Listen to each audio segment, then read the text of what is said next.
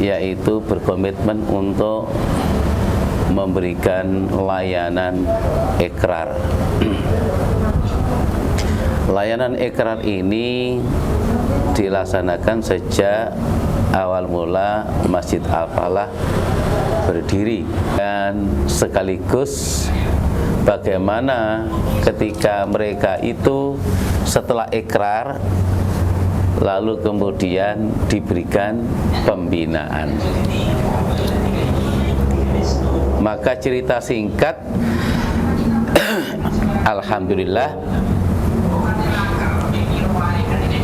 dari pembicaraan 3 orang pemuda ini, ya, lalu disepakati untuk diajukan ke Yayasan Masjid Al-Falah.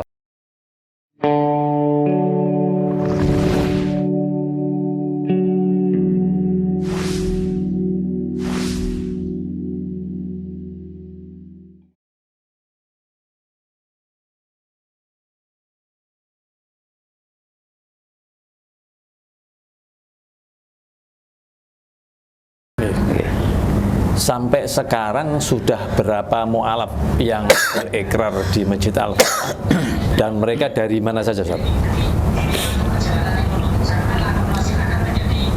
Pada beberapa bulan yang lalu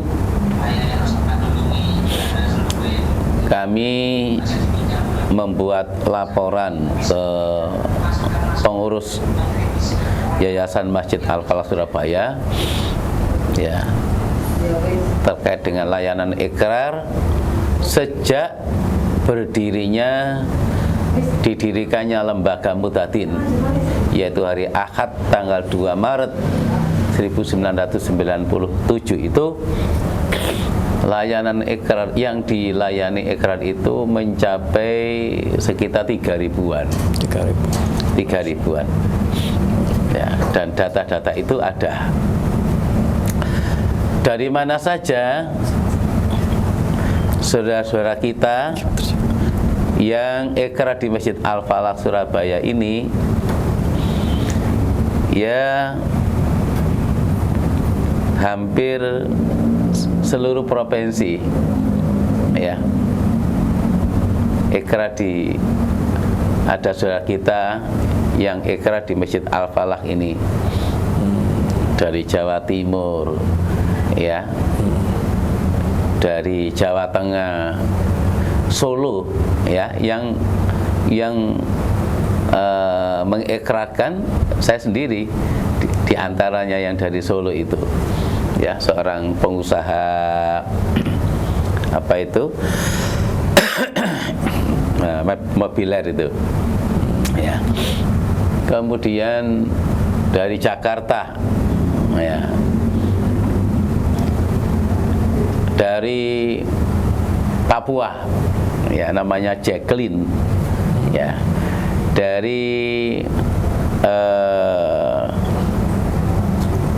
mana itu, dari NTT, ya, hampir seluruh wilayah Indonesia, ya, itu ada yang saudara kita yang ikrar di Masjid Al-Falah Surabaya ini.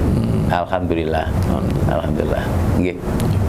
Dari berbagai latar belakang orang masuk Islam itu yang paling banyak yang mana, Ustaz? Alhamdulillah, pertanyaan yang bagus sekali. Yang paling banyak itu yang masuk Islam di tempat kita ini, ada yang asal muasalnya dari agama Katolik, dari agama Protestan, dari agama Hindu, dari agama Buddha, bahkan ada yang ateis.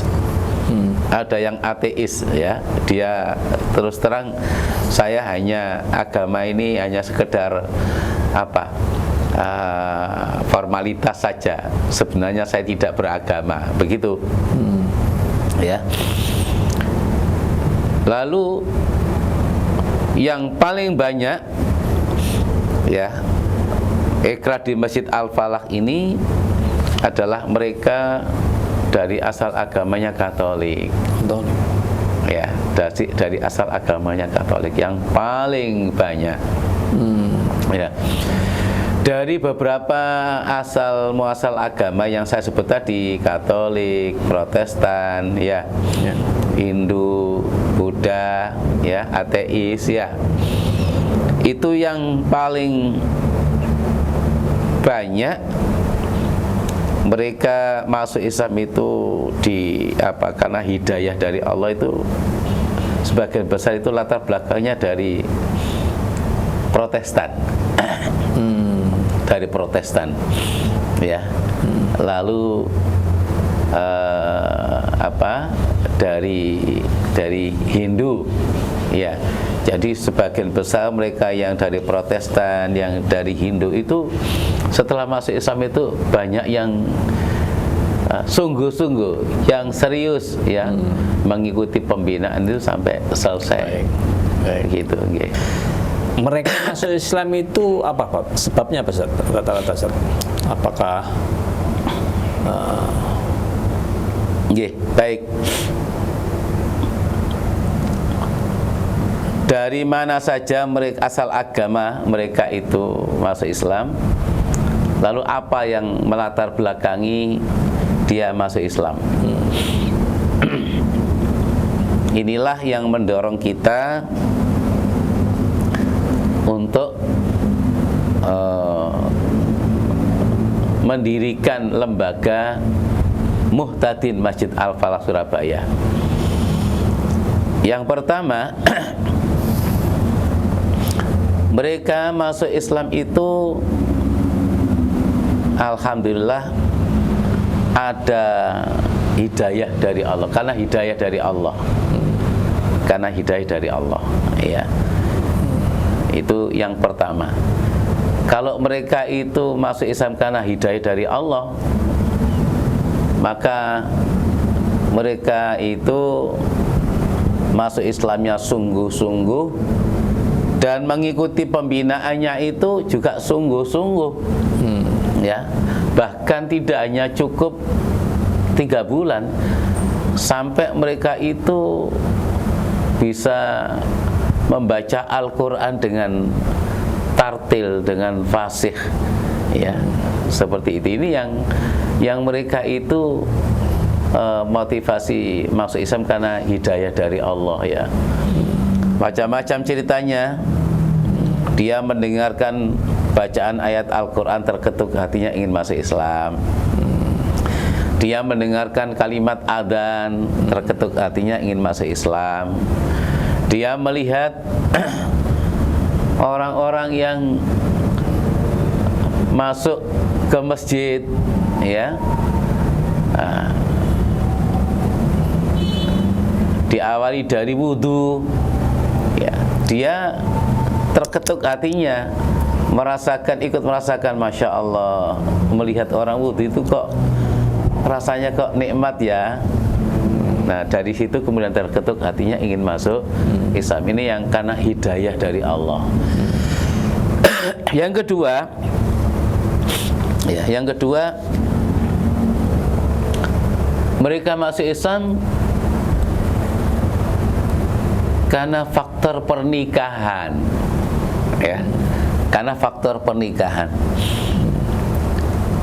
Karena mereka itu nikah, lalu kemudian persyaratannya itu nikah itu harus sama-sama satu agama, satu keyakinan, ya. Maka kemudian mereka karena ingin nikahnya itu bisa berlangsung, ya, berjalan sesuai dengan harapannya, maka kemudian mereka itu akhirnya karena nikah akhirnya dia masuk Islam, ya.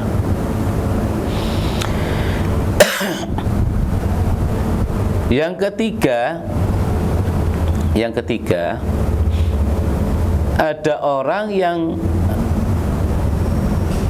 masuk Islam itu kemudian ada yang niatnya kurang bagus, ya. niatnya kurang bagus. Ada unsur-unsur yang tidak baik, ada unsur-unsur kejahatannya.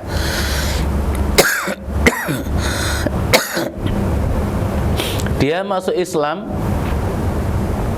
dengan harapan bisa menikah ya dengan gadis-gadis muslimah. Lalu kemudian setelah menikah dia berusaha untuk menarik ya saudara kita yang muslimah atau saudara-saudara kita yang muslim ya, itu setelah nikah ditarik. Dan kenyataannya tidak sedikit saudara-saudara kita baik yang muslim maupun yang muslimah itu akhirnya ada yang mereka itu terbawa katut ya. Ya karena keimanannya lemah, keislamannya pun juga lemah. Akhirnya saudara kita yang muslim tadi, laki-laki ya, itu terbawa menjadi murtad oleh istrinya ya, yang punya niatan masuk Islam dengan niatan yang kurang baik tadi itu. Begitu pula sebaliknya ya.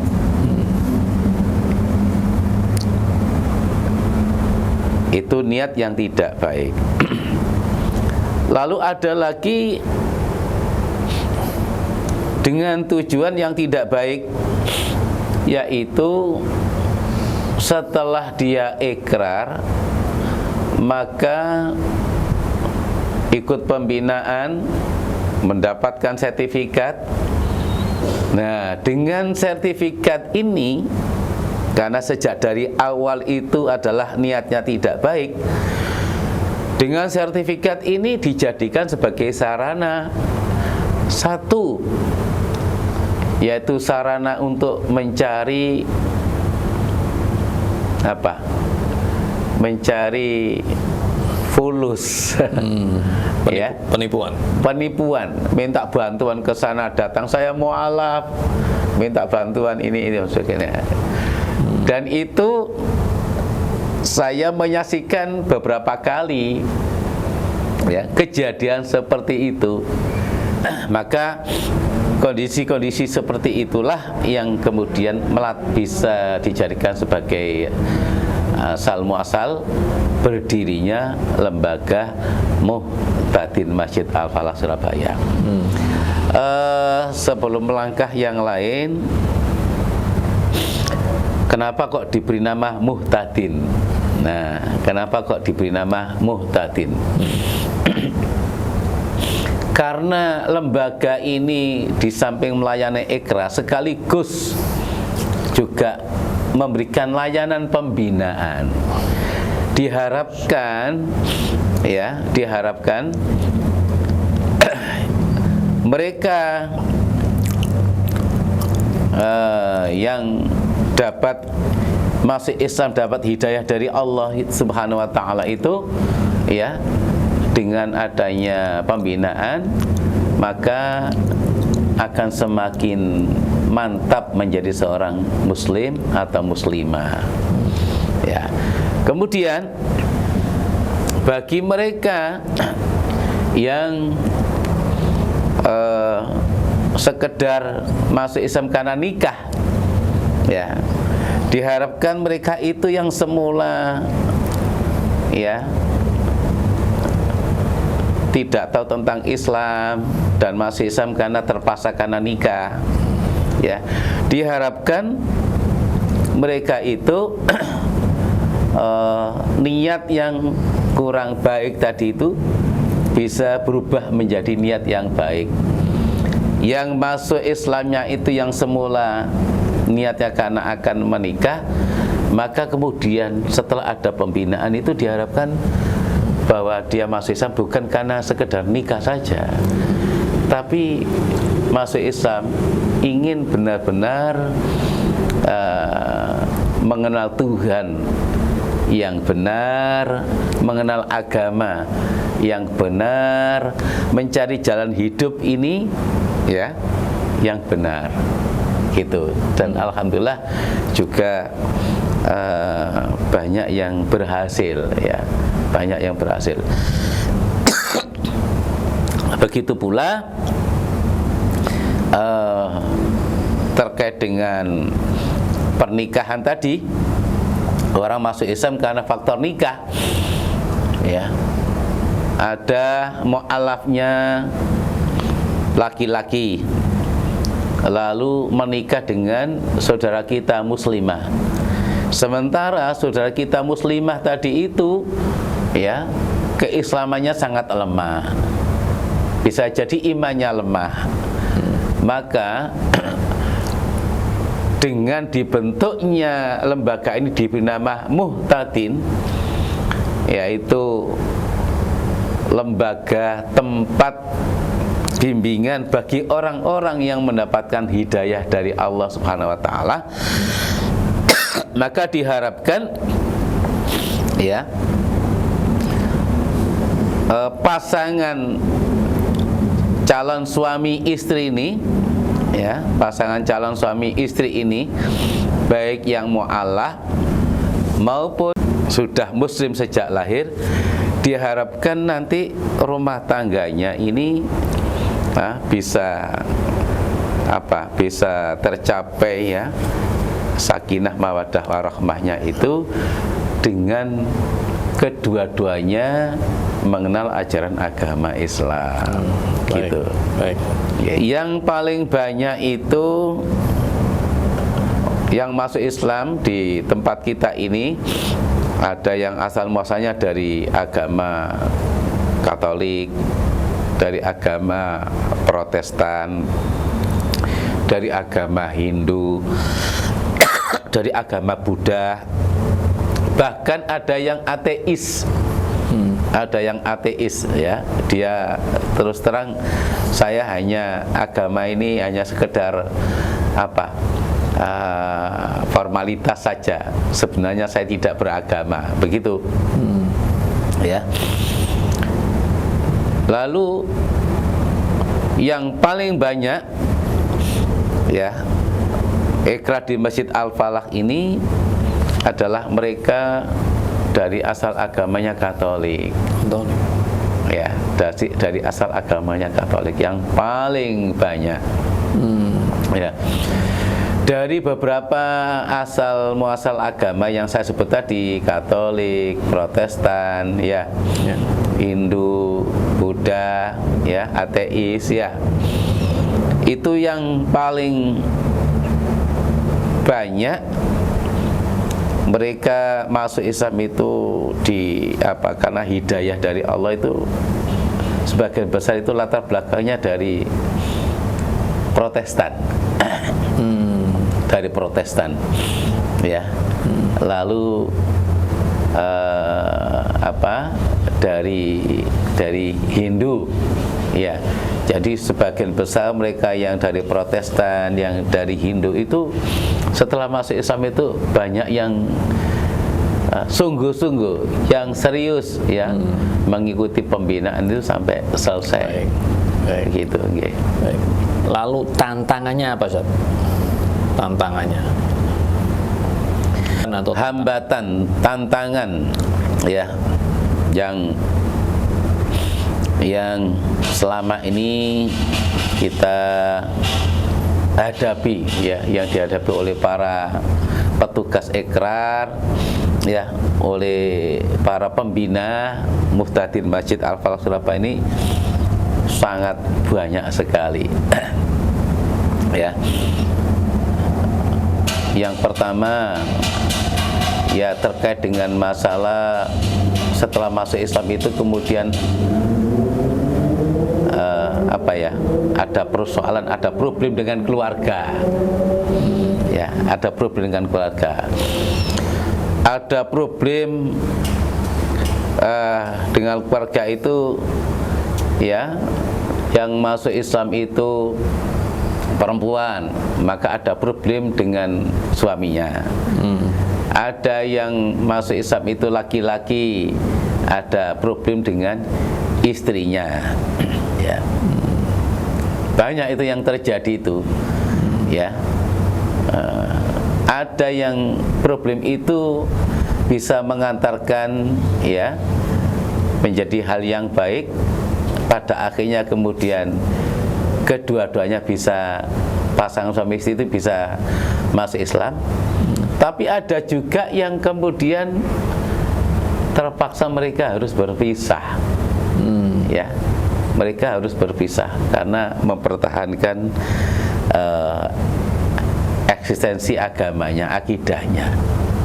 Ya, itu tantangan yang pertama. Tantangan yang kedua, tidak sedikit di antara mereka setelah masuk Islam itu kemudian diusir oleh keluarganya, disuruh keluar dari rumah. Dan alhamdulillah Al-Falah ini menyediakan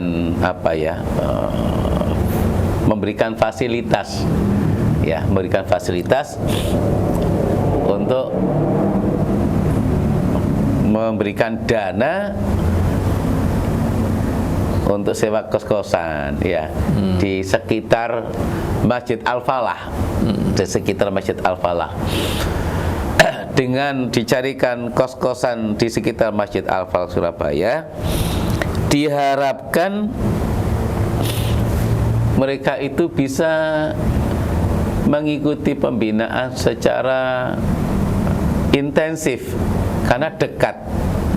Bisa sholat 5 waktunya di Masjid Al-Falah, bisa curhat ke ustadz Masjid Al-Falah, dan kalau pada saat pembinaan juga gampang karena dekat. Nah, itu tantangan-tantangan yang terjadi, ya. Tantangan berikutnya yaitu tidak sedikit mereka setelah masuk Islam itu kemudian kehilangan pekerjaan. Ya, maka kemudian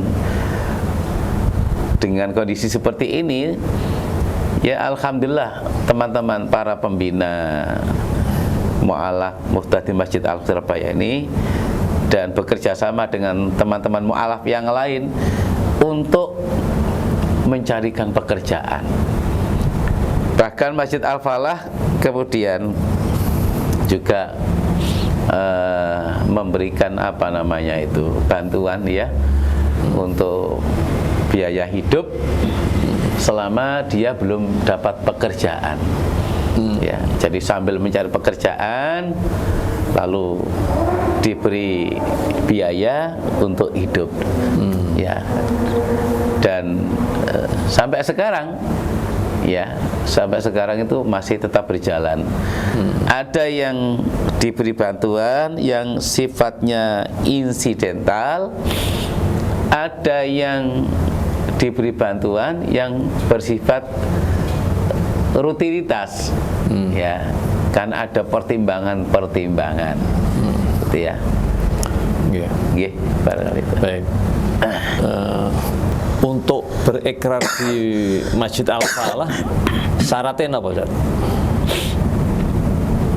Sederhana persyaratannya, ya, yaitu mereka yang ikrar, yang hendak ikrar di Masjid Al-Falah Surabaya, kalau memang mereka itu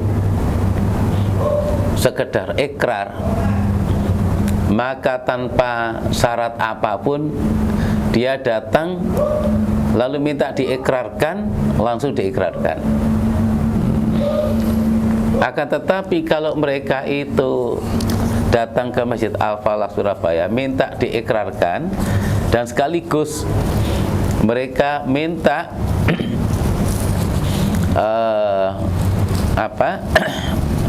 minta surat keterangan, bahkan minta sertifikat, maka persyaratannya meliputi: satu, menyerahkan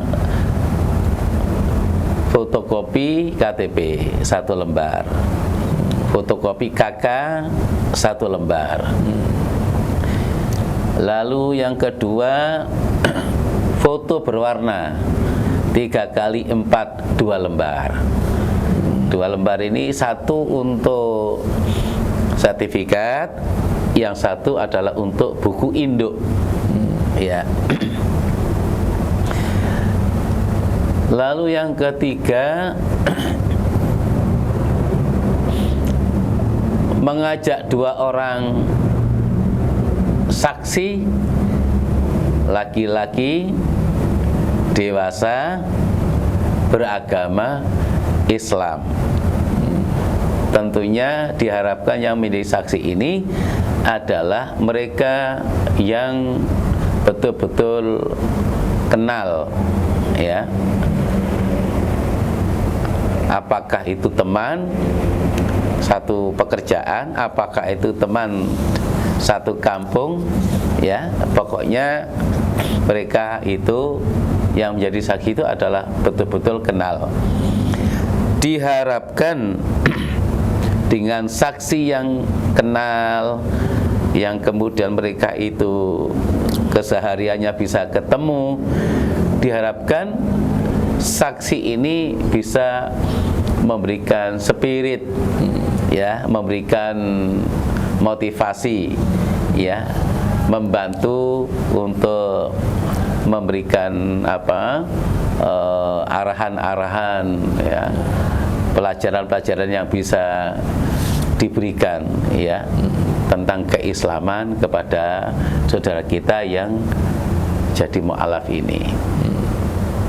Lalu layanan ikrar ini dilayani secara gratis, tidak dipungut biaya sama sekali.